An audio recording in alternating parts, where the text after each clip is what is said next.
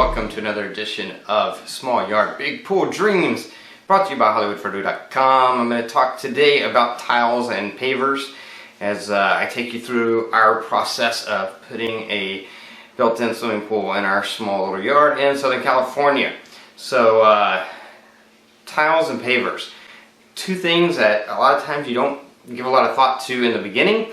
Well, the pavers we did, because originally we thought we'd do stamped concrete, and then later on we decided pavers would look better, would give a better look, as well as we live in Southern California. The earth is always shifting, and anyone who has concrete knows eventually that concrete starts to crack, and there's no good way to fix that. But with pavers, you don't have to worry about that. So we decided to go with pavers, and we had to pick out what kind we wanted.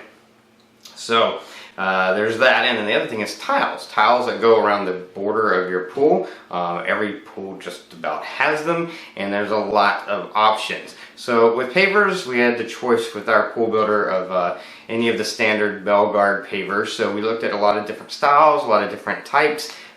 We ultimately decided we wanted a smooth top finish. We didn't want a textured finish. We just wanted a smooth top finish.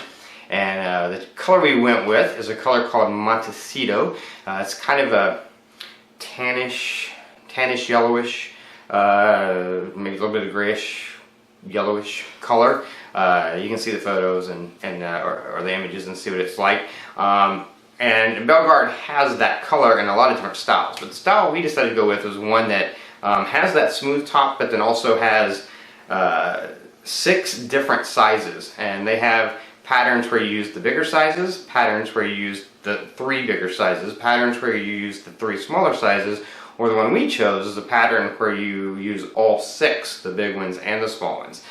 We liked that sort of that more broken up pattern like that. It's less repetitive and didn't feel it interesting, but not so busy as using a lot of small ones. Of course, to each his own. There's you can look at a million pools online and a million pools with pavers, and there's a million different ways to do it. But that's what we decided to go with. So that was our choice.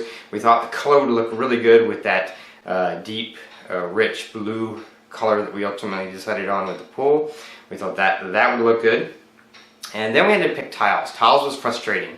If you are getting tiles from a company, I will tell you right now, we were getting tiles. Our builder was working with National Pool Tile Company, and we were told we could pick any tile in groups 1 through 3 as being part of the contract. If we wanted something that was outside of that group, of course we could get it. We just have to pay more for it.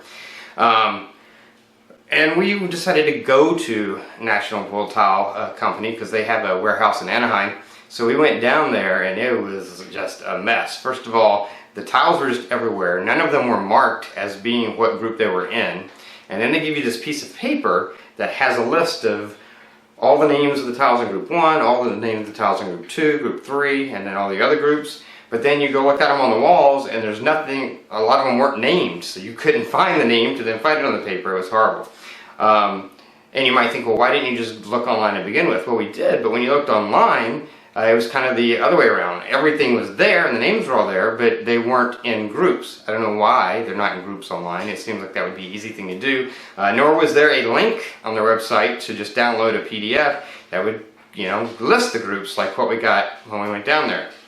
So we left there very frustrated. We did pick out one that we thought would be good, but it was a little bit of a frustrating experience. So what I did is I came back home, I took that piece of paper that I got there, which told me what groups things were in with the names, then went online where it had every tile they have as well as the name of every tile they have, and I marked all the ones that I thought looked good or might be good with our pool and that were within our groups, groups 1 through 3. And then once I marked them all, then I went to my spouse and said, hey, let's sit down and take a look at these. I have marked all the ones that are in our group. Once we did that, we found a tile that we didn't even remember. I'm sure they had it at the warehouse, but we didn't remember seeing it, but that we decided upon. And here is the tile. You can see it. I believe it's called Tuscany. I'm doing that from memory right now as I record this, but I believe that's the name. And we liked it because it's every tile isn't the same. There's a lot of variation tile to tile. It's the same basic background color and then color on the top, but the pattern is very, very different. We loved the way that looked, and we thought it would look really cool with our pool, with the color of our pool, with the color that we had decided on with the pavers, and things like that, as well as the walls around our pool. So that was the tile we decided on. While we were looking at that, we saw this other tile that I liked.